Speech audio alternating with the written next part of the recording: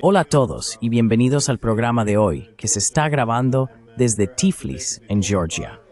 Me alegra mucho contar hoy con la presencia de Mariam Lashki, quien es miembro del Parlamento y representante de Sueño Georgiano, que es, por supuesto, el partido político en el poder. Así que bienvenida y muchísimas gracias por venir. Es un gran privilegio poder hablar contigo. Gracias, el placer es todo mío. Y bienvenidos a Georgia, nuestro fascinante país. Gracias, es realmente fascinante. Uno de los motivos por los que quería hablar contigo era para comprender mejor la política exterior de Georgia, pero también sus cuestiones internas. Y supongo que en primer plano siempre está el papel de las ONG, porque las llamamos ONG, pero si somos sinceros, están financiadas por gobiernos y a menudo alineadas con los intereses políticos de esos gobiernos. Y si uno también revisa la literatura, encontramos que muchas de ellas, como la National Endowment for Democracy, fueron en efecto establecidas por la CIA y Reagan, con el propósito de tener una mayor influencia en las sociedades de otros países.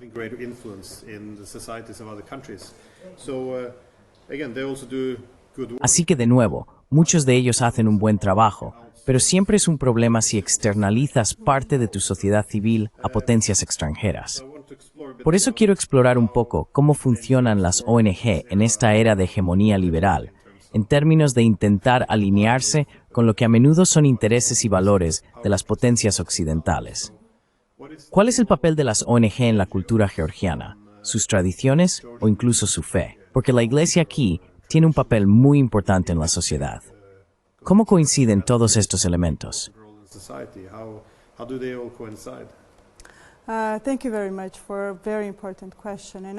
Muchas gracias por una pregunta muy importante. Comenzaré reconociendo el papel históricamente positivo que las ONG han desempeñado en el desarrollo de la democracia en Georgia. Pero también debemos abordar las preocupaciones sobre las tendencias recientes, que básicamente implican transformar a las ONG de su función fundamental de defensa de los derechos humanos en una especie de activismo político. Esto lo vemos no solo en Georgia, sino también a nivel mundial, y se ha debatido no solo en Georgia, sino también recientemente en el Parlamento Europeo, donde se señaló que las ONG también están contribuyendo a la polarización. Pero veamos los hechos y las cifras, ya que los números hablan por sí solos. En Georgia tenemos 31.000 ONG registradas, de las cuales el 97% reciben financiación de fuentes internacionales.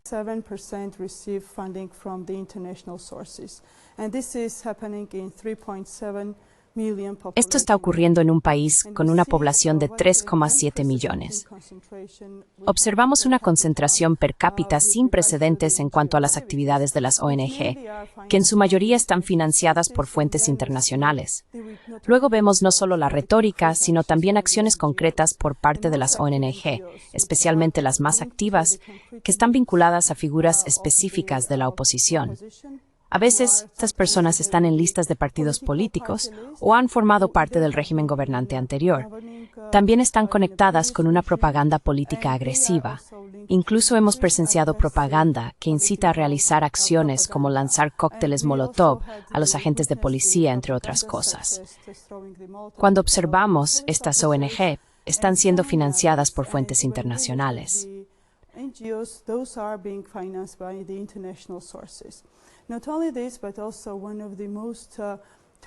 No solo esto, sino que una de las instituciones más atacadas no es solo la policía o las personas en el poder, sino también la Iglesia, que ha sido la institución más respetada del país, según diversas encuestas de opinión realizadas anualmente. Vemos que la Iglesia georgiana, y específicamente nuestro patriarca, ocupa la posición más respetada en esas encuestas. Principalmente, él mismo y también la Iglesia son objeto de ataques sistemáticos y simultáneos, con mensajes similares, con el fin de socavar la institución más respetada. Y esto lo llevan a cabo organizaciones que, como mencionaste, están financiadas por la NED, la EED y otras. Así que entonces se entiende lo que hay detrás de todas estas cifras y todos estos números, lamentablemente.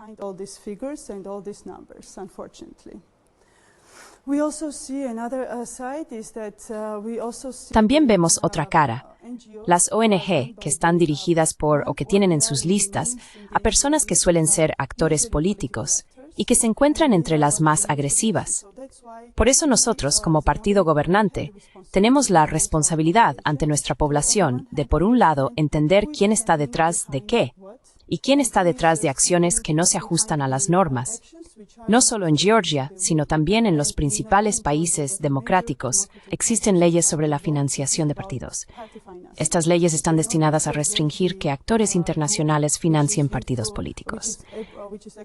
Para eludir estas leyes, vemos que tales acciones se llevan a cabo a través de las ONG.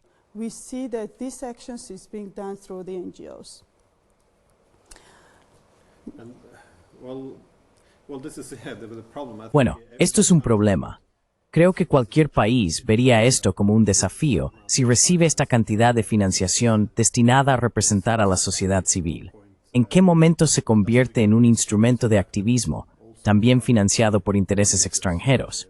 No siempre con incentivos puramente altruistas o únicamente con las mejores intenciones para Georgia, sino, por supuesto, con la capacidad de orientar las cosas en una dirección deseada.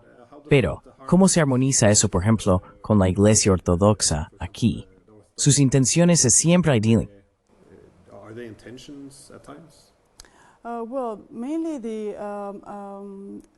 Bueno, principalmente la gran diferencia con la iglesia local y la iglesia ortodoxa es que la reputación de la propia iglesia es muy alta. También tuvimos recientemente el 17 de mayo, que es el Día de los Valores Familiares y el Día del Respeto a los Padres, que fue establecido hace 11 años por el propio patriarca. Vemos cuánta gente de la población respeta ese día. Las encuestas se pueden ver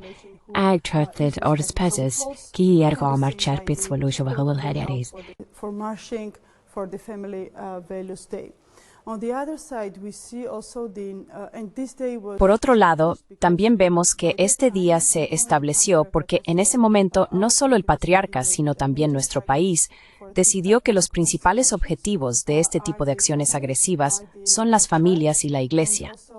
Cuando se observan similitudes entre esos actores agresivos, incluso en su forma de expresarse, y los ataques sistemáticos contra la Iglesia, uno se da cuenta. Nuestra responsabilidad como gobierno en ese sentido fue aclarar y permitir que la gente vea quién está detrás de cada acción.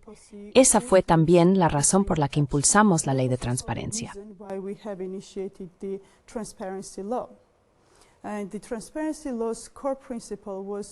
El principio fundamental de la ley de transparencia era, ante todo, que para poder financiar organizaciones, también debes tener transparencia, responsabilidad y rendición de cuentas, que es uno de los principios más democráticos, el principio de la rendición de cuentas para las organizaciones. Vemos que este etiquetado también se está convirtiendo en una tendencia. Lo mismo ocurrió con esta ley, se convirtió en una tendencia y la calificaron como una ley rusa. Bueno, no tiene nada que ver con eso, pero este etiquetado es un aspecto adicional.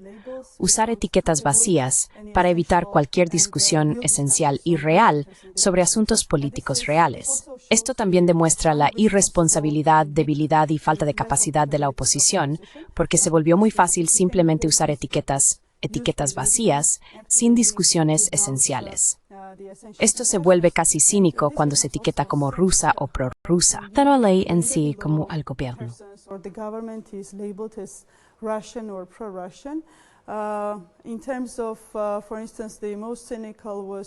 Por ejemplo, el caso más cínico fue cuando en la Comisión de Relaciones Exteriores presentamos una resolución para apoyar a Ucrania, una resolución de solidaridad con Ucrania en 2022, varios días antes de que comenzara la guerra. Estábamos destacando nuestra solidaridad y enfatizando el derecho de todo país soberano a elegir la OTAN y a buscar la integración europea, y así sucesivamente. Sin embargo, la oposición calificó esta resolución como una resolución rusa. Por supuesto, esto fue cínico, pero despierta emociones entre la población y es una forma fácil de provocar los sentimientos de la gente. Cada vez que se dice que algo es una ley rusa, la gente ni siquiera empieza a debatir la ley en detalle, simplemente la etiquetan de inmediato.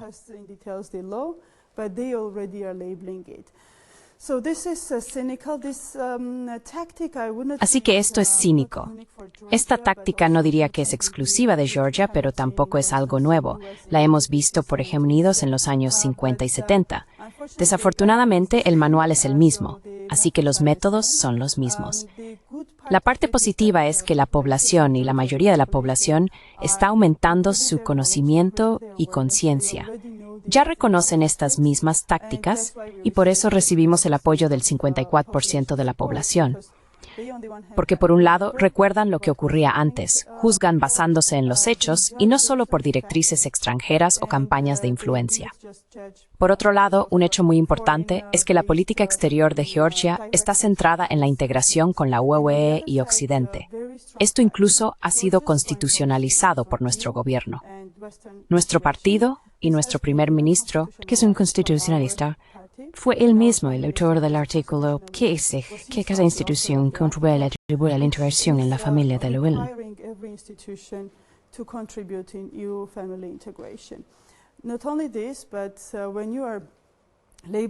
No solo eso, sino que cuando te etiquetan como prorruso y en tu historial tienes varios casos en tribunales penales e internacionales, cuando has ganado casos contra Rusia sobre la guerra de 2008, especialmente cuando te etiquetan aquellos partidos que firmaron la resolución Tagliavini, en la que culpaban a nuestros propios soldados de iniciar la guerra.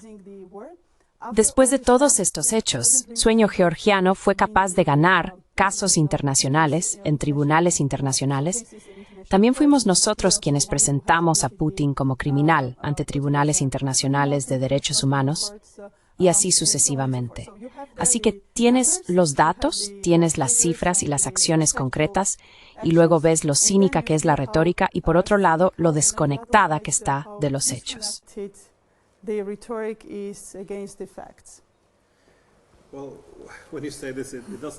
Bueno, cuando dices esto, no parece que sea algo exclusivo de Georgia, porque tenemos un desafío similar en el resto de Europa. Es decir, los llamas etiquetas o conceptos de etiqueta.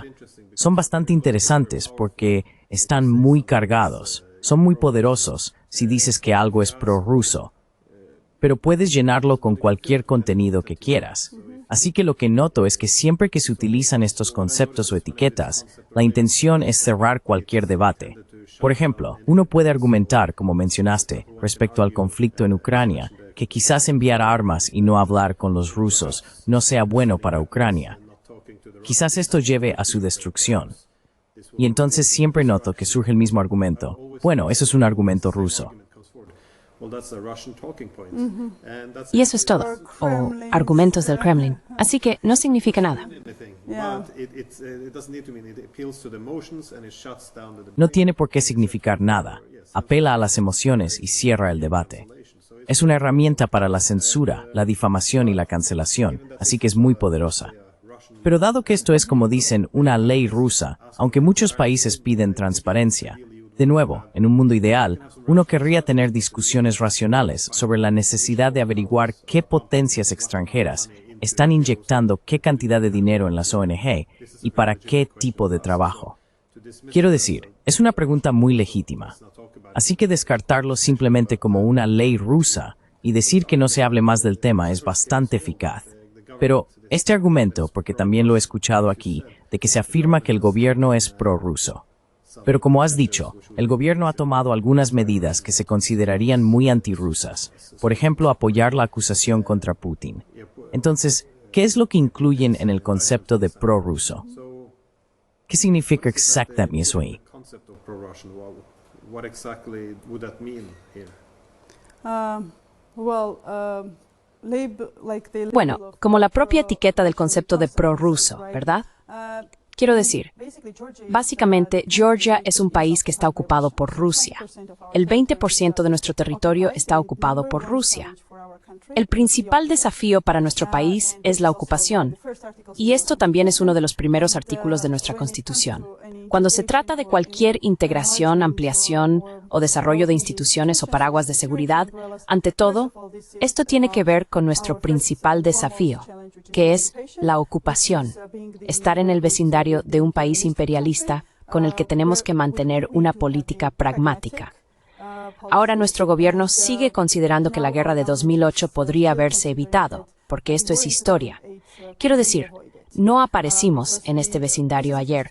Hemos vivido en esta situación durante siglos, con toda la historia de ocupación que tenemos por parte de nuestro vecino imperialista. ¿Me estás? Occupation history, what we're having from the imperialistic neighborhood. Lo que hemos elegido y lo que estamos diciendo es que dentro del marco de estar bajo ocupación y con la integración en la UE y la OTAN como uno de nuestros principales objetivos de política exterior, la prioridad principal es mantener nuestra soberanía e integridad territorial. Este es el objetivo primordial de nuestro país. Por otro lado, las emociones, por supuesto, son intensas en todos los países y especialmente después de la invasión rusa de Ucrania. La palabra Rusia misma y la etiqueta ruso es el mismo grado de negación.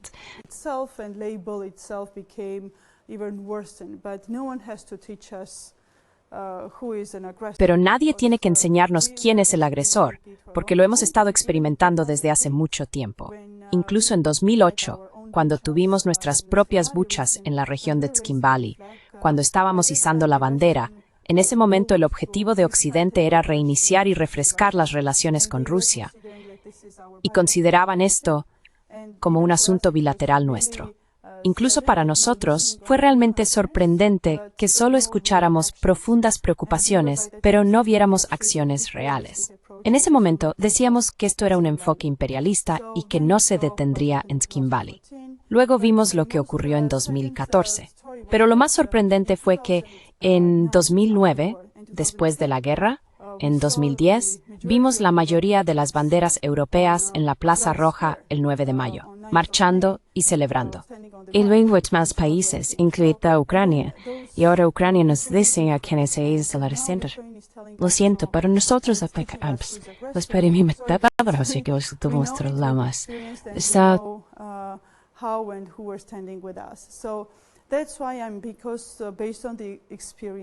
Por eso, basándonos en nuestra experiencia e historia, nosotros y nuestro gobierno, a través de una política sabia y muy pragmática, hemos optado, por un lado, por aprovechar la oportunidad de estar en el corredor central y formar parte de un mundo multipolar para elegir una economía de libre mercado. Ante todo, somos pro-georgianos y estamos orientados hacia nuestra integridad territorial y soberanía, incluyendo nuestra política exterior de integración en la UE, pero también en términos de soberanía y dignidad, y en cooperación con la comunidad internacional. Una de nuestras principales prioridades de política exterior es la política de no reconocimiento de Abjasia y Osetia del Sur. Recientemente, en una resolución de la ONU, recibimos un nivel de apoyo históricamente alto respecto a las personas desplazadas internamente, con 107 países apoyando la integridad territorial y la soberanía de Georgia. Así que, todo esto, sabemos que la familia europea necesita un papel económico veamos diversificado y cómo hablar de este.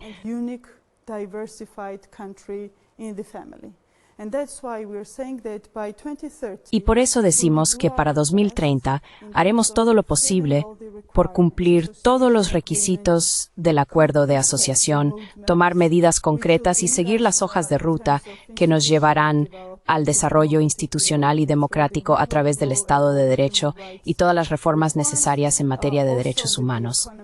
También aspiramos a convertirnos en un país económicamente fuerte dentro de la familia. Además, contamos con una economía de mercado libre con acuerdos de libre comercio que cubren 1/3 del mundo, porque realmente creemos que debemos aprovechar esta oportunidad del corredor central y la economía de mercado libre para fortalecer nuestra economía y lograr un desarrollo sostenible tanto desde la perspectiva social como económica.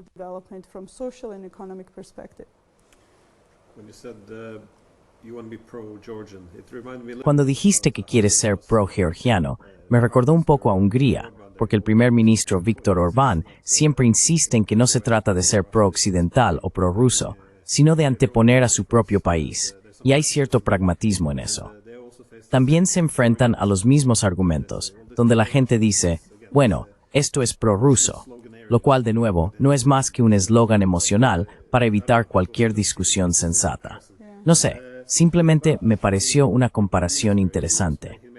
Pero tu primer ministro ha señalado en más de una ocasión que teme que las ONG hayan sido activadas para volverse mucho más agresivas con el fin de derrocar al gobierno, porque intereses en Occidente, se refirió específicamente a Estados Unidos, tienen interés en derrocar al gobierno aquí para poder usar a los georgianos como un segundo frente contra Rusia. ¿Compartes esta idea o al menos cómo la valoras?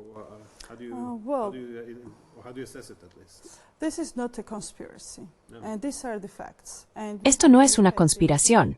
Estos son los hechos, y tenemos que fijarnos en los hechos concretos de la historia reciente. Si observamos la relación entre Georgia y el mundo occidental, y cuando se vuelve tensa, tenemos que mirar a 2022, después de la guerra en Ucrania, cuando sufrimos una presión fuerte y muy intensa. En primer lugar, por ejemplo, para introducir sanciones bilaterales contra Rusia. Debo destacar aquí que Georgia forma parte de todas las plataformas multilaterales de sanciones, y aunque hemos tenido mucha propaganda de todas esas ONG agresivas que afirman que Georgia está siendo utilizada para evitar las sanciones y que está ayudando a Rusia a eludirlas, esto simplemente no es cierto.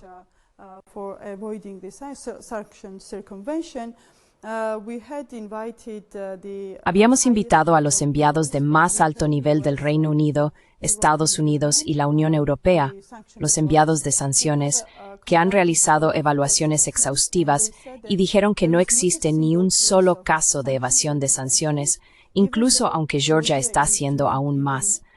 Esto también se mencionó en la última rueda de prensa de O'Brien, donde destacó lo bien que Georgia está gestionando la plataforma internacional de sanciones.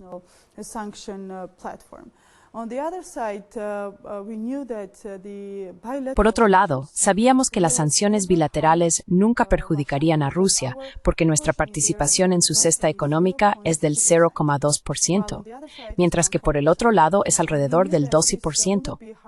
Y sabíamos que esto no dañaría a Rusia en absoluto. Solo serviría como un señuelo, atrayendo y desviando la atención hacia Georgia y provocando una situación de guerra. No solo eso, sino que también hubo una fuerte presión para enviar voluntarios en avión del gobierno a Ucrania. Quiero decir, todo voluntario que quisiera ir allí y luchar era libre de hacerlo. Y todavía hay georgianos que están sacrificando sus vidas allí y todos lo valoramos. Pero cuando se hace a través del avión del gobierno y se envían voluntarios, movilizándolos, esto no es solo una acción voluntaria. Esto es una señal para Rusia, esencialmente provocando acciones militares y un segundo frente directo. No solo eso, también tuvimos declaraciones oficiales, por ejemplo, de altos funcionarios del gobierno ucraniano, que decían que ahora era el momento de que los georgianos fueran y actuaran dentro de Abjasia, lo que de nuevo era otro tipo de presión sobre nosotros para intentar iniciar una guerra. Ni siquiera hablo de las reuniones a puerta cerrada en las que estuve presente personalmente, porque eran reuniones a puerta cerrada. Pero ahora hablan de esto de manera aún más abierta, incluso en comunidades internacionales, que la Singulari como país montañoso ofrece la oportunidad para la guerra de guerrillas.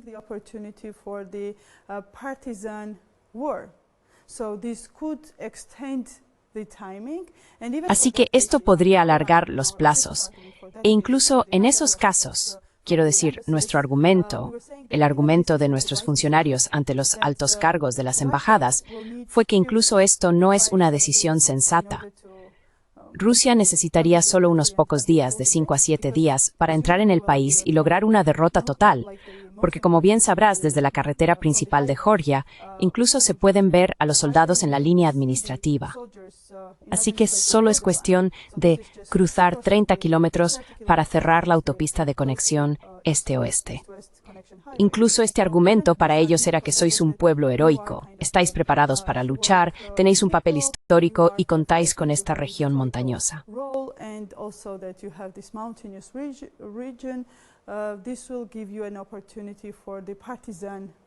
Esto te daría una oportunidad para la guerra partidista, así que esto nos estaba poniendo directamente en un segundo frente, lo cual, según la historia y según todos los comentarios hechos al gobierno georgiano, rechazamos. Y todo esto fue el principal detonante de las tensas relaciones con Rusia.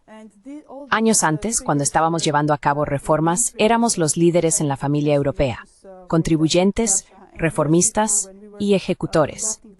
Pero después de todo esto, de repente, se nos empezó a etiquetar como prorrusos solo porque estábamos defendiendo los intereses de nuestro pueblo, como si fuéramos los guardianes de los intereses de nuestra gente. Ese era el punto principal. Así que esto no es solo retórica ni una teoría de la conspiración sobre que alguien nos estaba empujando a actuar. Fueron acciones directas y declaraciones directas de altos funcionarios.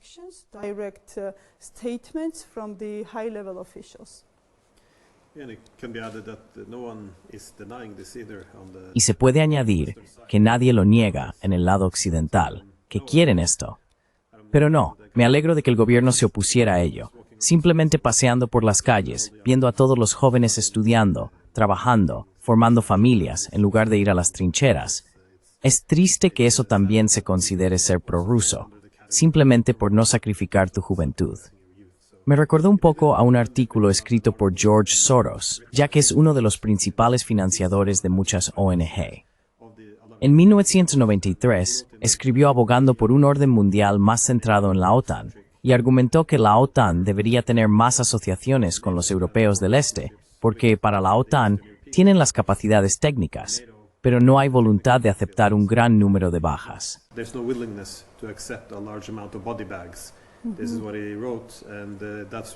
Esto es lo que escribió, y por eso necesitamos asociarnos con los europeos del Este, para que ellos envíen a sus hombres y nosotros utilicemos nuestro equipamiento, lo cual es, por supuesto, una forma muy cínica de ver el mundo y el papel de la guerra.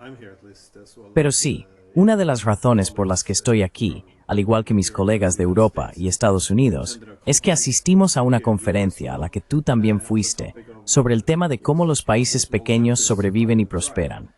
Georgia, por supuesto, creo que a menudo es un ejemplo ideal. Estáis aquí junto a Turquía, junto a Rusia.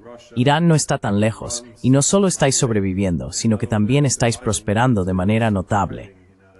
Para ser sincero, yo era un poco ignorante respecto al aumento del PIB aquí, y es realmente impresionante. Pero, ¿cuál es tu perspectiva sobre esto? ¿Cómo puede un país pequeño tener seguridad y sobrevivir entre las grandes potencias, especialmente en estos días en los que nos estamos alejando cada vez más de la era hegemónica?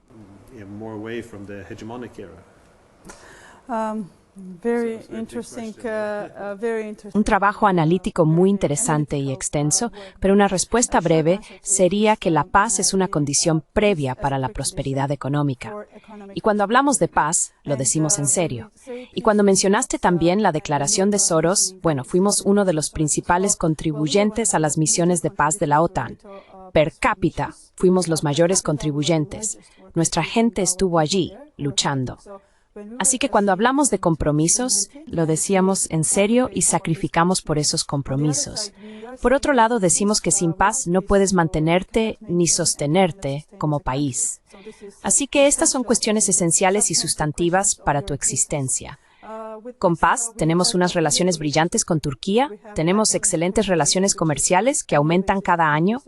Además, a nivel político, tenemos relaciones multilaterales y trilaterales junto con Azerbaiyán, tanto a nivel ejecutivo como parlamentario.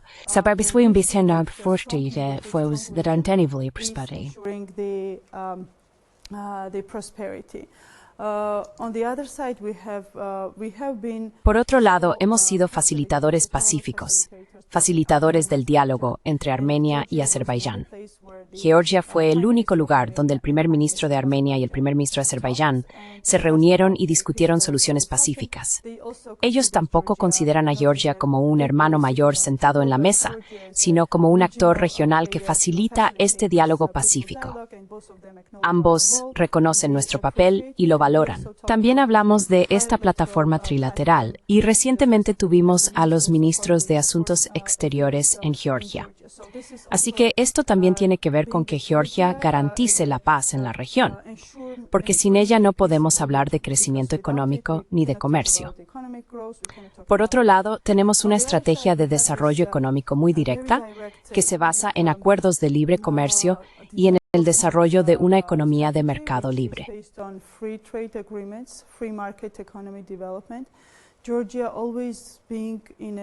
Georgia, al encontrarse siempre en esta situación geopolítica, ha sido un conector de civilizaciones. Hemos formado parte de la Ruta de la Seda y de otras rutas que relacionaban y conectaban Europa con Asia. Por cierto, mi tesis doctoral trata precisamente sobre el desarrollo de la Ruta de la Seda digital, recuperar esas rutas y ampliar estas relaciones. Por otro lado, tenemos acuerdos de libre comercio con un tercio del mundo. Recientemente y de manera muy rápida, finalizamos uno con los Emiratos Árabes Unidos.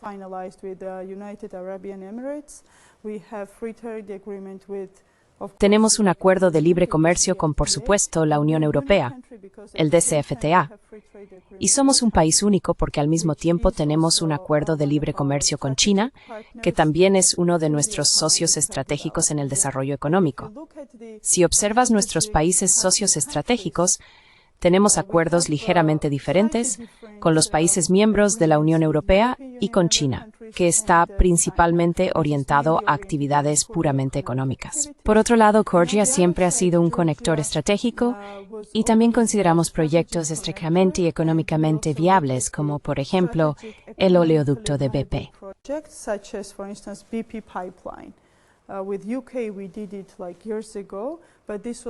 Con el Reino Unido lo hicimos hace años, pero esto también fue una especie de apoyo y garante de nuestra paz en nuestro territorio. Por otro lado, ahora estamos finalizando la discusión sobre el puerto de aguas profundas de Anaklia, que será otro gran proyecto que conectará Europa con Asia. También tenemos el proyecto de cable submarino, que proporcionará una fuente de energía alternativa para Europa desde Asia Central. Georgia está aprovechando la oportunidad y transformando el desafío de un mundo multipolar, utilizando esta oportunidad para, por un lado, no depender de un mundo unipolar y, por otro, diversificar sus mercados.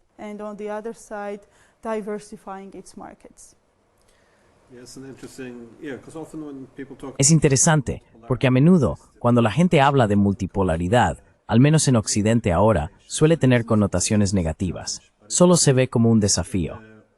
Pero si miras la antigua Ruta de la Seda, muchas de las regiones que más prosperaron fueron aquellas que supieron aprovechar esta conectividad. Así que supongo que un país como Georgia, que une Occidente con Oriente y el Norte con el Sur, puede prosperar si sabe sacar provecho. Así que China se convierte en socio clave en esto. Absolutamente. Pero en esta conectividad no se puede ignorar al principal y mayor vecino que tienen, que es Rusia. Así que, por supuesto, este gobierno ha intentado, al menos según tengo entendido, ser más pragmático en cuanto a reconocer que el vecino está ahí.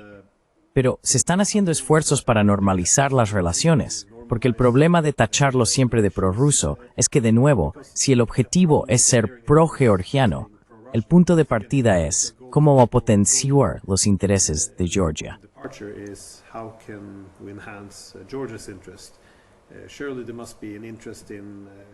Seguramente debe haber interés en restablecer cierta conectividad económica, simplemente por la prosperidad de Georgia, pero también políticamente, porque si haces que el gigante del norte se sienta nervioso, eso no es bueno para Georgia. Así que, de nuevo, si el enfoque principal es lo que es bueno para Georgia, ¿qué se puede hacer para, supongo, normalizar las relaciones con Rusia? Siempre en la medida en que sea beneficioso para este país, sin hacer favores a otros. Pero imagino que habrá mucha oposición interna. ¿Se está haciendo algo al respecto? ¿Y cuáles son los obstáculos?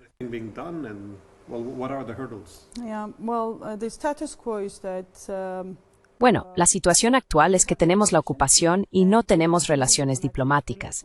De hecho, Georgia es uno de los pocos países que no tiene relaciones diplomáticas con Rusia, el segundo después de Japón. Es curioso para un gobierno supuestamente prorruso, perdón por eso. Y Georgia, junto con Japón, no tiene ninguna resolución pacífica con Rusia. Así que la situación actual es que no hay relaciones diplomáticas. The status quo is that there is no diplomatic relations. The only relations which we are having with Russia is economic and trade. Las únicas relaciones que tenemos con Rusia son económicas y comerciales. de las cuales, una vez más, intentamos no depender. El mercado ruso es nuestro vecino directo y siempre ha sido uno de nuestros principales socios comerciales, pero nunca ha sido fiable. En el pasado, hemos experimentado cierres repentinos de fronteras o prohibiciones sobre nuestro vino y agua con gas, así que no es un mercado fiable según la historia. Por eso tomamos la decisión de diversificar nuestros mercados para nuestro comercio y nuestros empresarios. Tenemos acuerdos de libre comercio con otros países para no depender de ese mercado. Pero, por otro lado, teóricamente, sabemos que todo conflicto debe resolverse mediante el diálogo.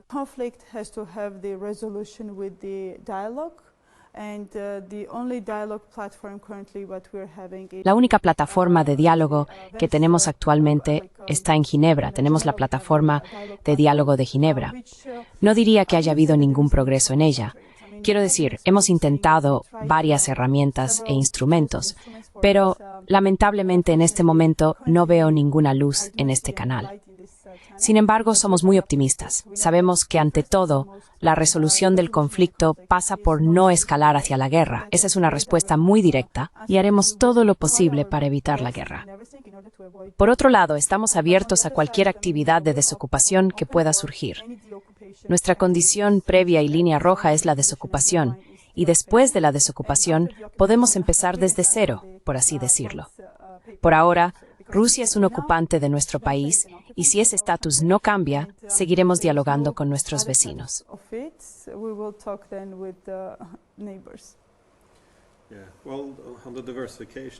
Bueno, en cuanto a la diversificación, siempre la defiendo. Depender demasiado de un solo vecino rara vez es una buena idea. Por otro lado, cierta conectividad es obviamente positiva. De hecho, conocí los vinos georgianos por primera vez cuando vivía en Rusia. Los vi allí, así que sigue siendo un buen mercado. Pero, de nuevo, hablando del vecino, no hay disposición ni siquiera para hablar con los rusos hasta que se resuelvan las cuestiones territoriales.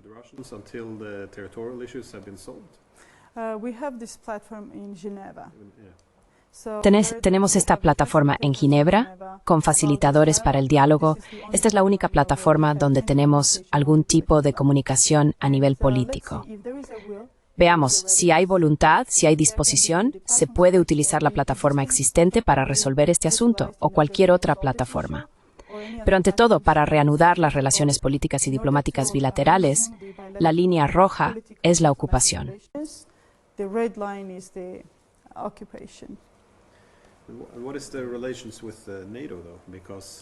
¿Cuál es la relación con la OTAN, entonces? Porque recientemente el general Keith Kellogg, que fue enviado de Donald Trump en Ucrania, también estuvo negociando con los rusos.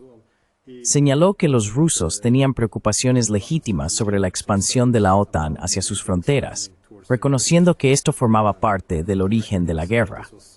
Pero dijo que una solución no solo tendría que aplicarse a Ucrania, sino también a otros países. Así que mencionó a Moldavia y a Georgia, que esto es algo parecido a un acuerdo final que debemos tener en cuenta, que no necesariamente podemos hacer lo que hicimos en el pasado. ¿Ha afectado esto la forma en que Georgia aborda la situación de Ucrania? ¿Cómo definiría la relación ahora?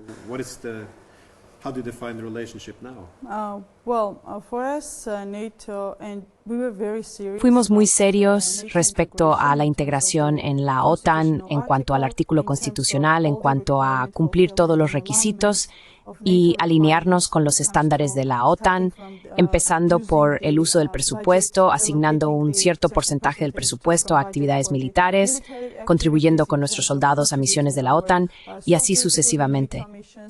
Por otro lado, vemos que desde la cumbre de Bucarest en 2008, realmente no ha cambiado nada. Quiero decir, en 2008 recibimos la promesa, recibimos esa puerta virtualmente abierta, pero llevamos mucho tiempo esperando en esa puerta abierta. Incluso en la sociedad hay una broma que dice que podríamos resfriarnos por estar entre las dos puertas abiertas de la OTAN y la UE. Pero por otro lado, en lo que respecta a la integración en la UE, sabemos que aún tenemos reformas que llevar a cabo para alinear completamente nuestras instituciones y requisitos con la integración europea. requirements to EU integration. But in terms of NATO integration, this is about the political Pero decision. en términos de integración en la OTAN, esto es una cuestión de decisión política. Y hemos visto recientemente a través de decisiones políticas lo rápido que Finlandia y Suecia se convirtieron en miembros de la OTAN, Finlandia que también comparte frontera con Rusia. Así que no se trata de los procedimientos o como a veces se dice de la ocupación y demás. Siempre se encuentran razones para evitar que Georgia se convierta en miembro de la OTAN. Uno de los argumentos que presentamos a nuestros colegas de la OTAN y a los países miembros es que actualmente tenemos un apoyo bastante alto en nuestra sociedad para la UE y la OTAN, incluso en comparación con Moldavia, donde la opinión pública está dividida a partes iguales. Tuvieron un referéndum sobre la integración en la EU y estuvo casi dividido por igual.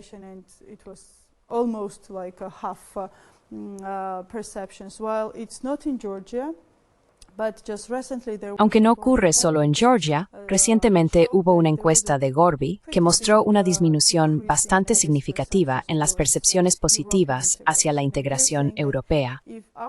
Decimos que si nuestra población solo ve pasos de nuestra parte y no ve pasos del otro lado, estas percepciones seguirán disminuyendo.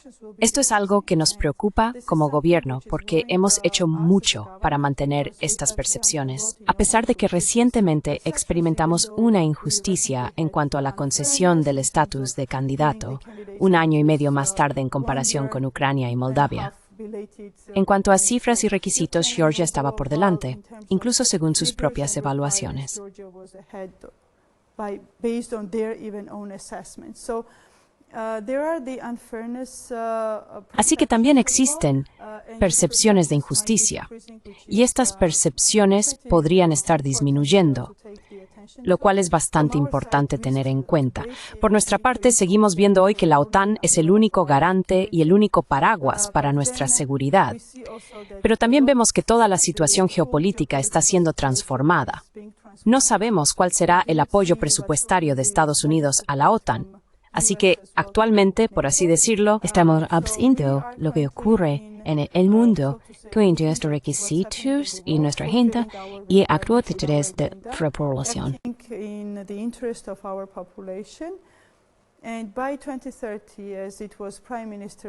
Y para 2030, como ha declarado el primer ministro, no queremos que ningún instrumento de integración se utilice como herramienta para manipular al gobierno o sus acciones. Estamos eliminando esto de la agenda, pero estamos cumpliendo con todos los requisitos para 2030. Así que para 2030 veremos y estamos comprometidos con ello que seremos uno de los países más preparados para la integración en la UE y lo mismo con la integración en la OTAN. Veremos cuál será el statu quo con ambos y cuál es su disposición para la ampliación, porque esta es una pregunta muy legítima que incluso plantean los propios miembros si la OTAN o la UE están preparadas para ampliarse.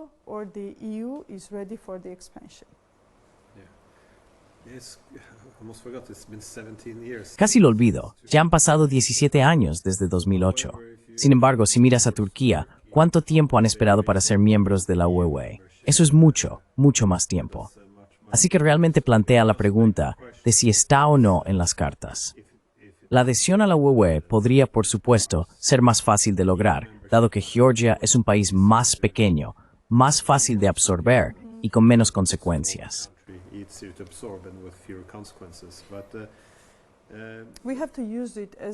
Tenemos que utilizarlo como un instrumento. Cuando estuve con algunos de los jóvenes, fui criticado por mi declaración de que la integración en la UE y la OTAN no es el objetivo principal. El objetivo principal es la seguridad económica y social de vuestro país. La integración en la OTAN y la OEN son herramientas e instrumentos para garantizar ese objetivo principal, porque lo hemos instrumentalizado. Muchos jóvenes, y no solo los jóvenes, sino también otros, han tomado esto como el objetivo clave en lugar del instrumento.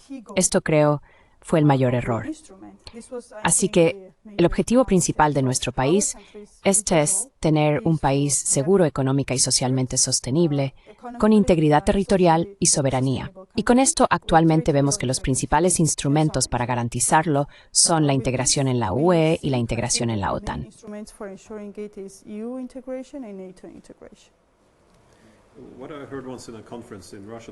Lo que escuché una vez en una conferencia en Rusia, sin embargo, fue que la OTAN no admite países con disputas territoriales. Así que casi crea un incentivo para no resolver el problema de la ocupación, dado que mientras esto esté bajo control ruso, no pueden ser absorbidos por la OTAN. Y los rusos dicen que esto es una amenaza existencial para ellos. Así que de alguna manera congela la situación en el mundo.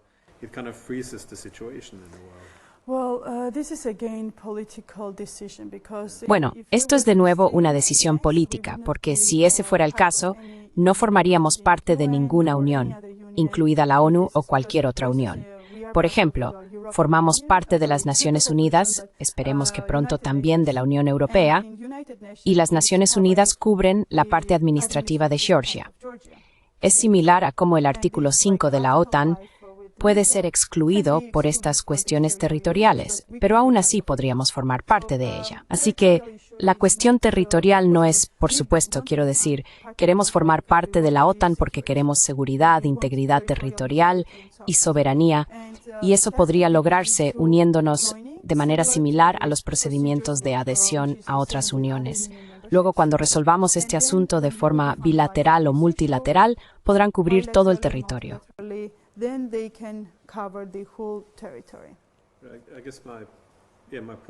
Supongo que mi punto es, ¿no sería la lección de Ucrania que eso no conduciría a la seguridad? De nuevo, si pareciera que Georgia va a entrar en la OTAN, eso podría ser algo que desencadenara una respuesta militar por parte de Rusia.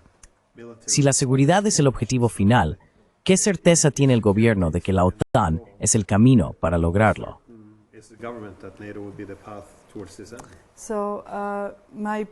Así que mi punto al decir esto es que, para nosotros, la OTAN es un instrumento para garantizar la seguridad y la soberanía, y se basa en ese mismo principio. Si tenemos que sacrificar algo, aunque sea la vida de una sola persona, no consideramos que este instrumento esté cumpliendo su propósito.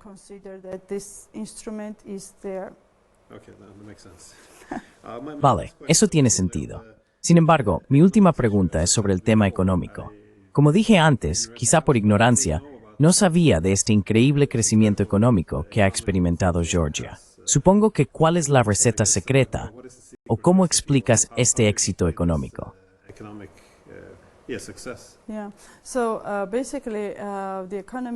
Sí, básicamente el crecimiento económico en Georgia después del COVID fue de 2 dígitos y lo hemos mantenido en torno al 5% o más, como un 4% o más. En 2022 tuvimos un crecimiento del PIB del 9,7%. Actualmente en el primer trimestre tenemos un 5,7% e incluso el FMI está ampliando su previsión inicial. El principal instrumento para esto, de nuevo, fue la paz y una política pragmática. El acuerdo de libre comercio y el turismo también tienen una gran participación en nuestra cesta económica. Así que, en resumen, Georgia está muy centrada en diversificar el mercado e implementar reformas para facilitar los negocios en el país.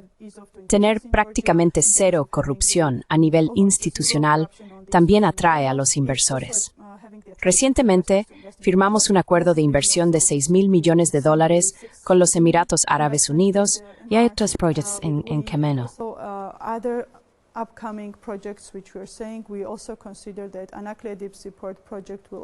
También consideramos que el proyecto del puerto de aguas profundas de Anaclea tendrá un gran impacto en esas cifras. Así que esto es principalmente para que las empresas cuenten con un gobierno pacífico y fuerte, uno que sea muy sólido en términos de garantizar la paz en el país.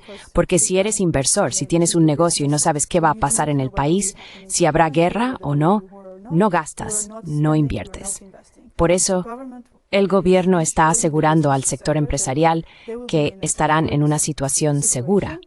También tenemos reformas para hacer negocios que evitan la burocracia y todas las oportunidades que tenemos están mejorando el entorno empresarial. Por supuesto, la atracción turística y las inversiones son importantes, pero como condición previa, la paz siempre está presente. La clave en esta fórmula es la paz, que simplifican los procedimientos empresariales en Georgia.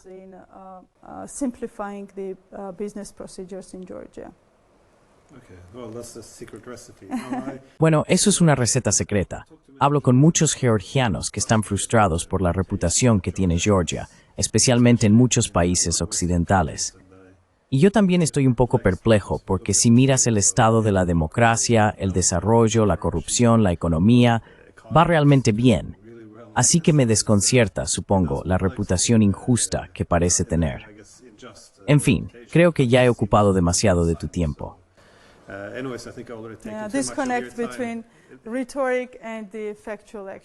Sí, existe una desconexión entre la retórica y los hechos reales. Por supuesto, vivimos en un mundo de percepciones, pero las personas que se centran en el trabajo real observan las cifras concretas. Analizan los rankings internacionales, incluyendo el gobierno abierto, la transparencia presupuestaria y demás, donde en todos los criterios de principios democráticos, Georgia está mostrando una mejora significativa. Cuando se observan los hechos y no las percepciones generadas por el activismo político populista, entonces se invierte. Se hacen negocios, se invierte, se hacen negocios y así es como prosperamos.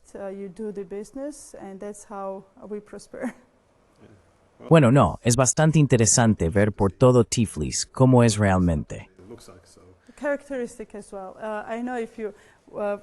Eso también es característico. Sé que para los turistas internacionales, una de las cosas más destacadas que se observa en el casco antiguo es la estatua de la Madre de Georgia, que se alza en lo alto de la colina. Fue construida para el 1500 aniversario. En la cima de la colina sostiene una copa de vino en la mano izquierda para los amigos y una espada en la derecha para los enemigos. Esto también es característico de Georgia en cuanto a hospitalidad, dignidad y el ser muy principistas y pragmáticos cuando se trata de enemigos. Esa es una postura excelente. Muchas gracias de nuevo. Lo agradezco. Un placer. Muchas gracias.